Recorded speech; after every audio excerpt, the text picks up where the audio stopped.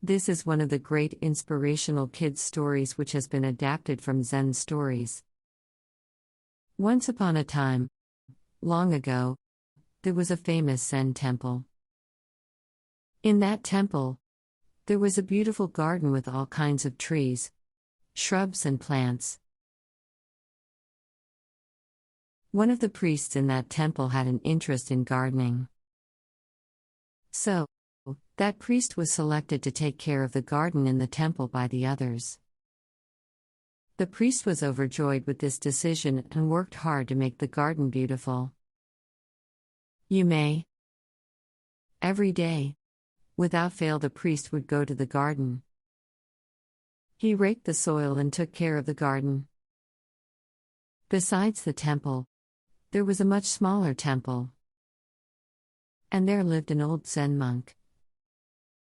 Whenever the priest came to tend to the garden, the old monk observed the priest. One day, the priest was expecting some special guests. These guests were to arrive at the temple. So that day, the priest took extra care of the garden. With extreme precision, he cut the grass, the shrubs, and with the same precision, he raked the soil in the garden and trimmed the trees. He took, even more, care when he was raking the autumn leaves. The priest made a neat heap of the leaves. Now the garden looked perfect. Not a thing out of place. When he was done, he admired his hard work. He then called out to the old monk, "Doesn't this look beautiful?" "Yes, it is beautiful," agreed the old monk. "But there is one thing that you missed out. I'll set it right for you." The old monk walked across the garden to the tree and gave the trunk a mighty shake.